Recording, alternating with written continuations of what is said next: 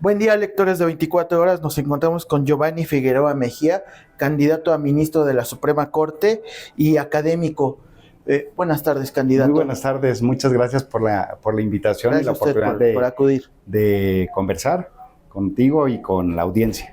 Pues comenzando que nos comentara, a partir del 16 de septiembre está vigente la llamada reforma judicial que trajo un nuevo modelo de elección, pues el cargo que usted compite y otra serie de cargos judiciales.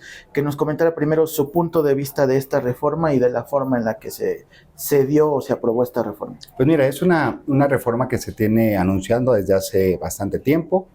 El 5 de febrero del año pasado, el entonces presidente Andrés Manuel López Obrador envió la iniciativa de reforma constitucional al Poder Judicial. De hecho, en esa iniciativa te comento que en una de sus páginas se citó uno de mis trabajos académicos.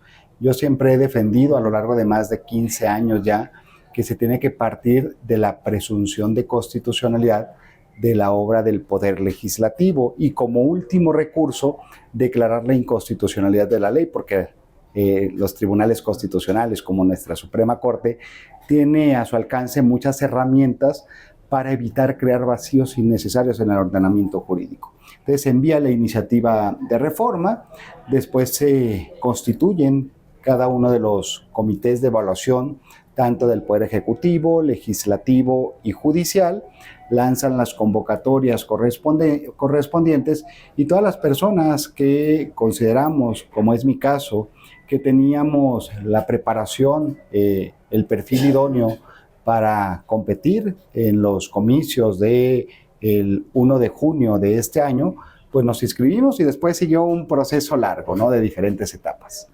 Sí, y tras este proceso, pues se implementó esta elección judicial. Que nos comentara un poco de su trayectoria y por qué usted decidió inscribirse para contender por este cargo. Claro, mira, en primer lugar, no me atrevería a participar en un proceso para el cual no me sintiese altamente calificado. Tengo casi 25 años ya preparándome para este momento histórico.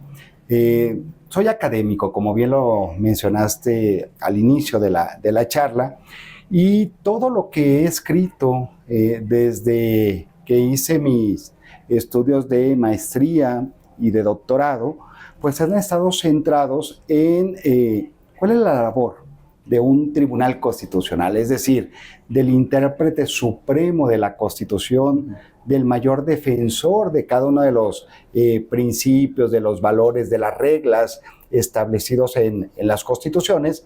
En este caso, ¿cuál es la función de la Suprema Corte de Justicia de la Nación?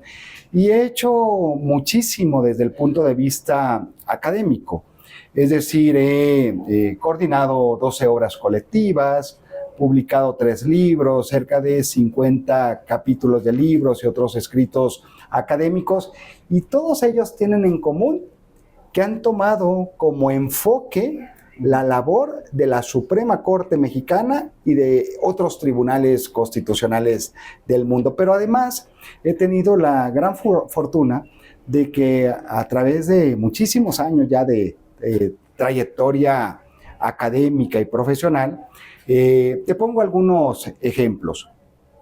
Desde el punto de vista más bien profesional.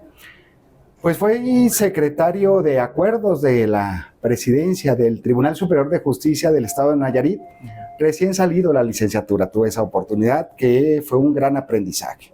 Después fui director de la Escuela Judicial del Poder Judicial del Estado de Nayarit, pero también fui director de Derechos Humanos del Consejo de la Judicatura Federal y también asesor en la Sala Superior del Tribunal Electoral del Poder Judicial de la Federación. Es decir, conozco al Poder Judicial tanto local como federal, no solo desde afuera, sino desde adentro también. Y además he tenido la gran oportunidad de haber preparado a lo largo de muchísimo tiempo a las nuevas maestras y maestros en derechos en diferentes ramas del conocimiento: derecho penal, civil, amparo, derecho constitucional, Pero también en los últimos años fui coordinador por 6 años y medio de la maestría en Derechos Humanos y ahora coordino el doctorado interinstitucional en Derechos Humanos en la Universidad Iberoamericana. Y estos 2 programas académicos me han permitido formar a lo largo de casi ya 10 años a defensores de derechos humanos, a personas que tienen una importantísima labor en pro de los derechos humanos, que pertenecen a organizaciones de la sociedad civil. Entonces, tengo la preparación tanto académica como de conocimiento de lo que tiene que hacer un poder judicial y en específico la Suprema Corte de Justicia de la Nación.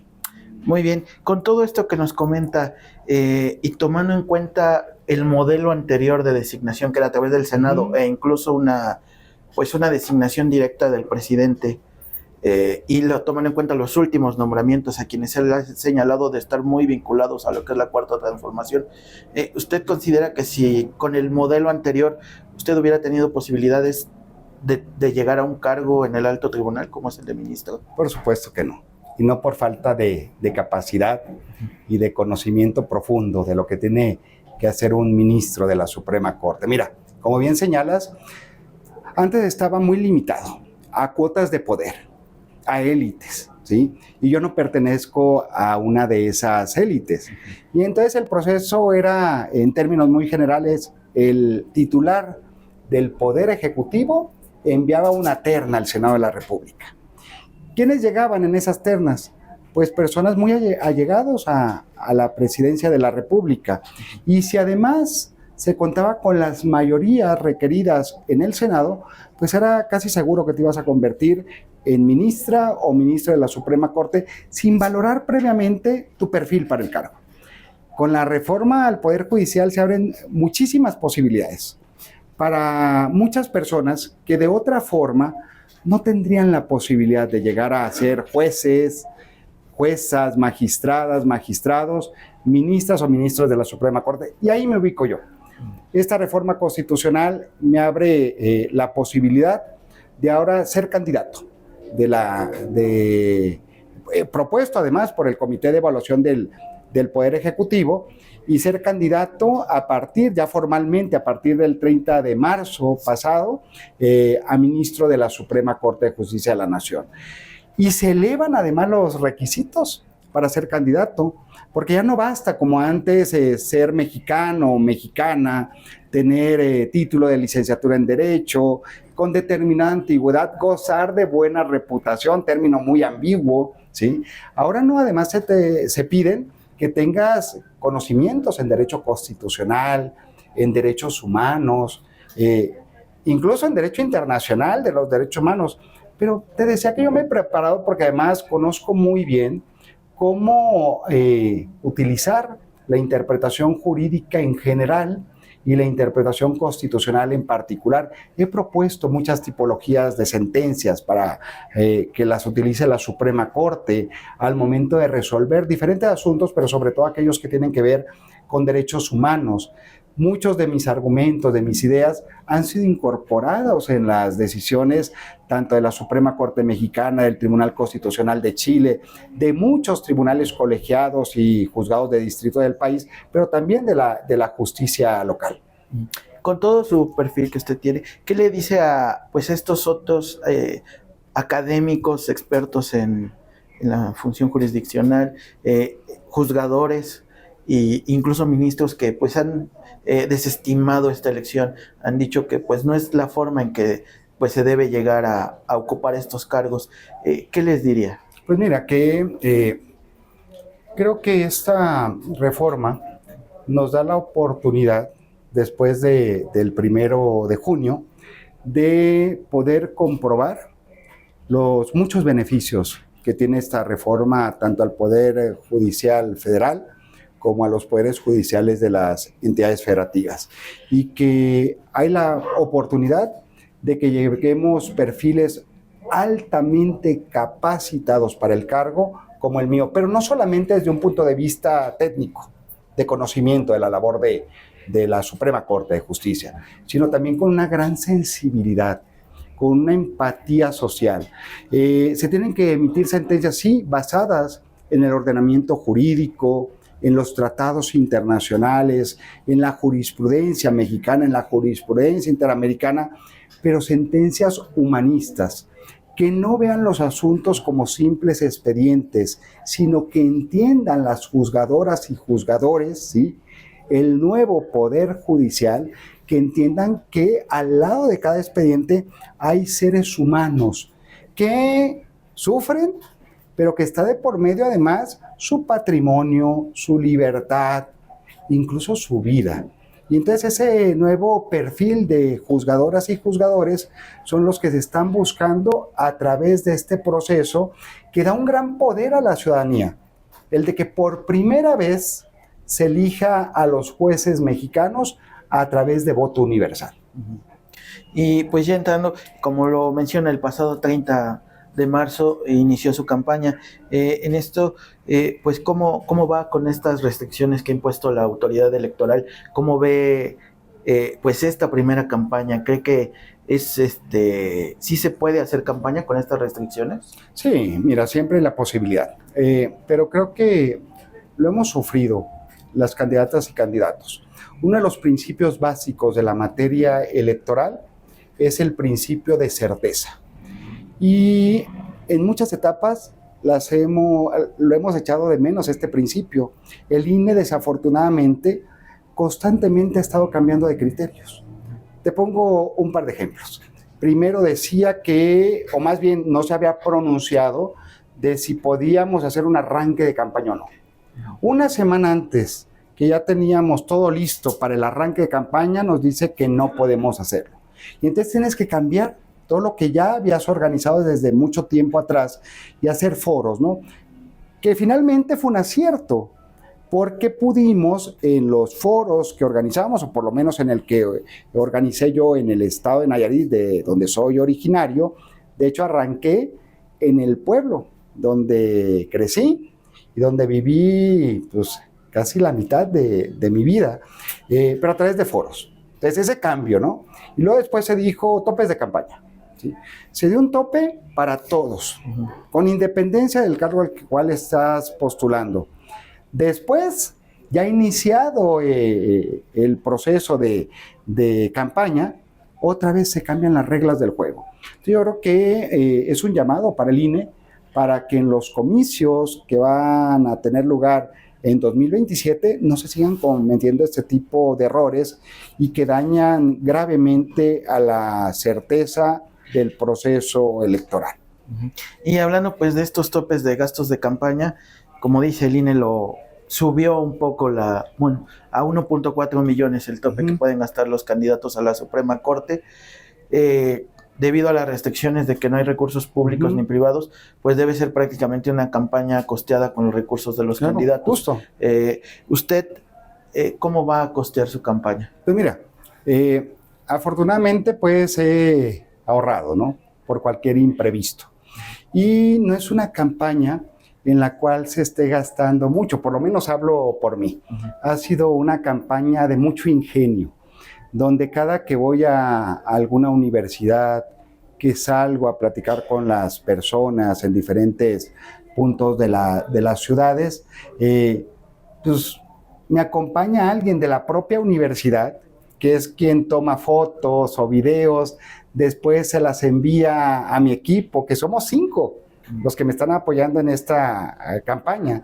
Se las envía al equipo y la verdad que mis respetos para ellos. Han hecho maravillas en los procesos que ellos saben muy bien de edición, ¿no?, de videos, cómo subir las fotografías.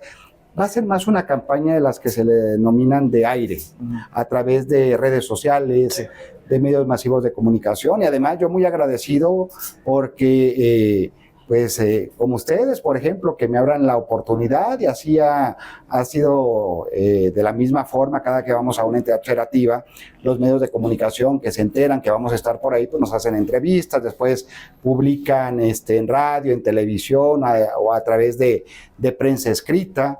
Es decir, no tengo mucho presupuesto para esta campaña de 2 meses, pero con poco recurso estamos haciendo muchísimo para dar a conocer una propuesta y un perfil altamente calificado para este cargo. ¿Cuánto va a invertir en su campaña? ¿Cuánto es lo que tiene Pues mira, de tope personal, digamos? Tope personal, más o menos, estoy pensando unos 300,000 pesos, más o menos, ¿sí?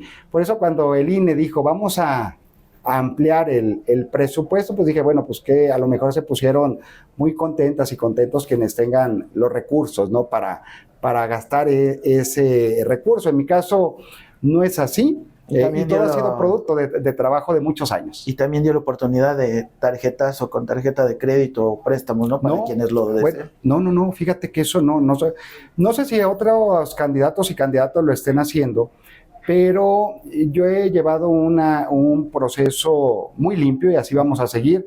Es decir, todo lo estamos pagando solamente con la tarjeta de débito que registramos ante el INE. No estamos pagando nada con alguna otra tarjeta de crédito ni en efectivo. Ha sido todo con esa tarjeta porque el proceso va a ser transparente como lo soy yo a lo largo de mi vida.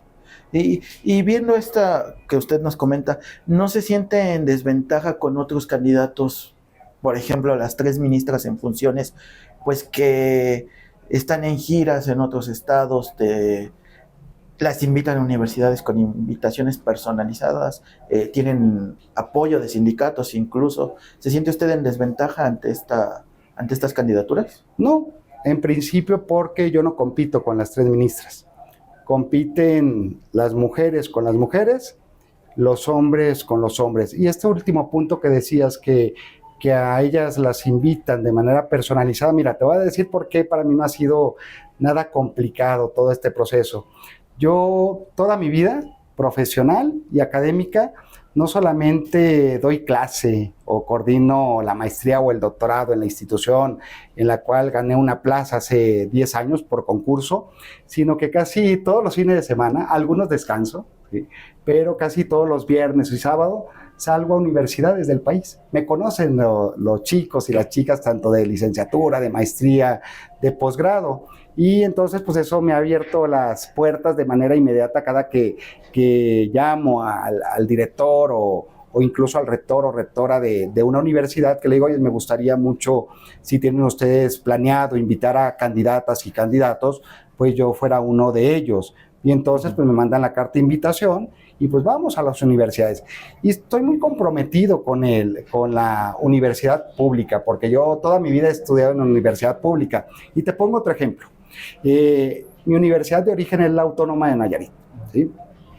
Que además me becó para hacer un posgrado en el extranjero, tanto la maestría como el doctorado en la Universidad Complutense de Madrid. Tú te has de imaginar la gran gratitud que le tengo a la Autónoma de Nayarit. Y siempre que están mis posibilidades, regreso, o por lo menos de manera virtual, a través de Zoom, por ejemplo, imparto clases. El semestre pasado estuve impartiendo clase en la Unidad Académica de Derecho de la Autónoma de Nayarit, la clase de jurisprudencia, 2 veces a la semana, ¿sí? Ya no me comprometí, pues porque no me gusta faltar, entonces por motivo de la campaña que se venía. Usted que no es político, que viene de la academia, en este tiempo, ¿cuesta trabajo pedir el voto de la ciudadanía cuando no se es político? No, la verdad que me he sentido muy cómodo, a veces me he sorprendido yo mismo. Y te voy a decir por qué no ha sido algo complicado, por lo menos para mí, porque yo siempre he sido muy cercano a la gente. Y entonces, por ejemplo, hoy antes de venir a platicar contigo, nos fuimos a algunos puntos de la Ciudad de México, a los mercados, anduvimos en la calle con el bolero, con el que vende la torta en la esquina, platicando con ellos, pero de manera muy cercana, de decirle, mira, quiero ser ministro de la Suprema Corte de Justicia, te voy a contar de manera muy sencilla qué es ser un ministro, qué hace la Suprema Corte, cuál es mi trayectoria, cómo me he preocupado a través de mi vida de los problemas sociales, y te pido tu confianza y tu voto. Y como tú bien dices, les digo, pues no soy político en el sentido estricto de la palabra, ¿no? Pero en realidad sí soy político, si lo ves desde otro punto de vista. Alguien preocupado, ¿sí?, por las necesidades sociales. No podemos estar aislados de la sociedad, ¿sí? Cosa diferente es que soy apartidista. No pertenezco a ningún partido político. Para la Suprema Corte, como lo mencionaba, pues hay 4 lugares para hombres, ¿no? ¿Usted considera que hay riesgos de que, aunque esté prohibido, pues haya voto corporativo o de partidos pues que se inclinen por alguna candidatura y dejen a perfiles como usted que está haciendo voto en tierra pues sin posibilidades? No lo sé. Mira, te voy a decir por qué a mí no me gusta Se bendizcan con su apoyo a no alguna lo sé. candidatura. La verdad que si te digo sí o no, sería irresponsable de mi parte. Porque como académico, siempre que doy una afirmación, lo hago con datos, con bases, ¿sí? Entonces no lo sé. No lo sé, incluso se ha manejado que ya hay una lista y yo a quien me lo dice le digo, oye, si yo voy en la lista, o dime quiénes están en la lista. Es que no lo sé. Digo, bueno, entonces son simples suposiciones, ¿no? La verdad que no sabría responderte si sí o si no. Yo esperaría que no, ¿sí? Que se llegue a la corte los mejores perfiles, pero además que sea por una auténtica decisión de la población. Vi en su página que una de sus propuestas pues es el diálogo con los otros poderes. ¿Considera que eso fue algo que en su diagnóstico que fue una falla de la última época de la Suprema Corte, que no hubo diálogo con los otros poderes? Sí, mira, creo que desafortunadamente la Suprema Corte de Justicia de la Nación se encerró en los últimos años en sus monólogos. Y si bien es cierto, de acuerdo a nuestra Constitución, cada uno de los 3 poderes del Estado tiene bien delimitado su ámbito competencial y que son independientes entre sí y que tiene que haber un equilibrio de poderes, esto no se tiene que entender, ¿sí?, de que son enemigos. Tiene que haber colaboración. Y te pongo un ejemplo. Imagínate que el Poder Legislativo emite una ley que beneficia a un sector importante que ha sido discriminado, marginado, ¿no?, tradicionalmente. Entonces ya hizo su labor el Poder Legislativo, ¿sí? Y luego el Poder Ejecutivo, para hacer eficaz ese derecho humano, pues tiene que configurar y desarrollar políticas públicas. Pero ¿qué pasa cuando la ley o un reglamento que emite el Poder Ejecutivo llega a la Suprema Corte, ¿sí?, y sin argumentos contundentes, fuertes, decide declarar su inconstitucionalidad y eliminarlo del ordenamiento jurídico? Creo que esto no es adecuado.